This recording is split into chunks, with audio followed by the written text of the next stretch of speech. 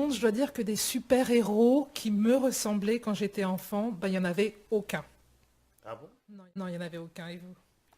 Ah, moi, pas moi, mais ça ressemble à beaucoup d'histoires qu'on m'a racontées et que je raconte dans ma musique aussi.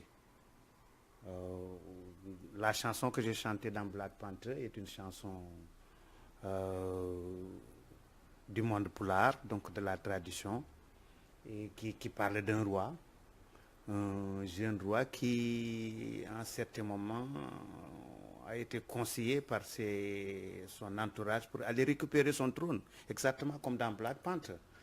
Et il le fait, il garde la dignité de son royaume, il ne le fait pas, le royaume tombe entre les mains de quelqu'un qui va bazarder tous les acquis. Et on le chantait très souvent jusqu'au moment où on m'a demandé de faire la chanson de Black Panther. Et j'ai dit que mais moi j'ai le répertoire qu'il faut parce que c'est les mêmes caractères. J'avais pas vu le film, mais on m'a raconté le scénario et exactement comme T'Challa et à un certain moment a voulu quand même rester sur le trône de son père avant d'être challengé par son cousin qui est venu d'Amérique. Exactement. Donc moi je pense que Black Panther c'est vraiment l'histoire du continent africain. Mais pour moi, c'est une histoire qui projette l'Afrique vers le futur parce qu'on voit la technologie, on voit toutes les richesses naturelles que nous avons. Et l'Afrique, ce n'est pas un continent d'hier, c'est un continent d'aujourd'hui et de demain. Et ça retrouve dans Black Panther. Mais justement, comment est-ce que vous avez fait cette rencontre avec les producteurs d'un espèce de blockbuster hollywoodien? Comment on fait la rencontre De comme fil en aiguille, j'ai travaillé avec quelqu'un qui s'appelle Johan Hugo et qui a produit mon album The Traveler. Il est de la Suède. Ludwig, donc, qui a fait la musique de Black Panther, a voulu a voulu venir, avant d'écrire la musique de Black Panther, il a voulu venir en Afrique, s'imprégner des réalités culturelles de l'Afrique. Et il a été conseillé par Johan. Il dit, bon, tu arrives à Dakar, va voir Baba Mal. Bon, j'avoue qu'il a été très flexible et ça lui a apporté de la chance. Parce que quand il est arrivé, c'était au moment où j'avais une tournée. Et je lui ai dit, ah, mais tu veux écrire une musique pour Black Panther, mets-moi en contact avec les réalisateurs, qu'on me raconte l'histoire.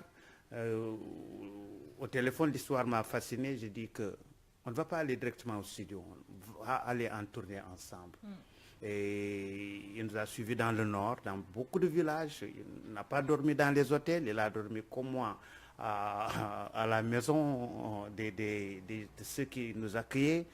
Parfois, il a dormi par terre avec sa fiancée. Donc, on allait au concert, ça finissait à 3 heures du matin, 4 heures du matin.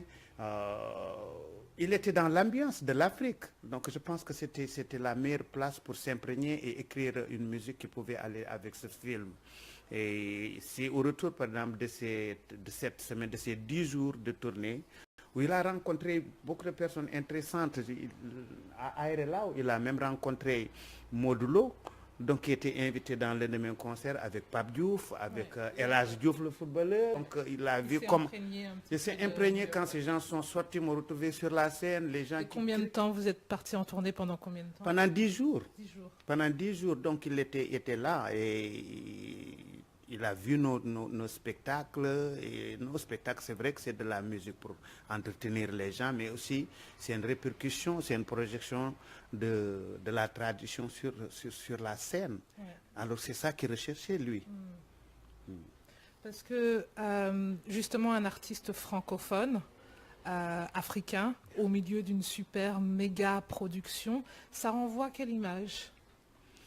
Ça renvoie à l'image que l'Afrique, c'est le futur. C'est le futur euh, sans aucune frontière, sans aucune barrière. C'est l'Afrique qui parle au monde entier, parle au monde francophone, au monde anglophone. L'Afrique qui parle à toutes ces grandes structures qui font tout ce que les gens prétendent être de grands dans le monde. Hollywood, par exemple, qui peut-être qu'ils ont compris.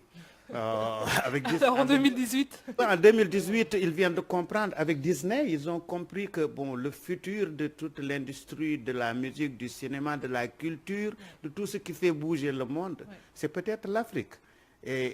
Parce que moi, je me suis posé une question. Je me suis dit que ce jeune réalisateur qui est un African-American, donc qui est un noir, comment il a fait pour convaincre toutes ces multinationales de mettre autant d'argent pour les permettre de faire ce film?